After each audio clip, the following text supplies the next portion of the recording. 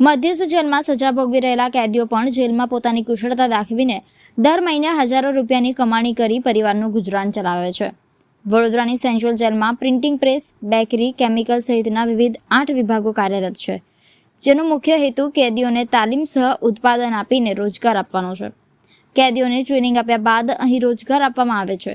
Central જેલમાં આવતા ઘણા બંદીવાનો એવા છે કે જેલમાં મળેલ રોજગારના વેતન થકી તેમના પરિવારનું ગુજરાન ચાલતું હોય છે.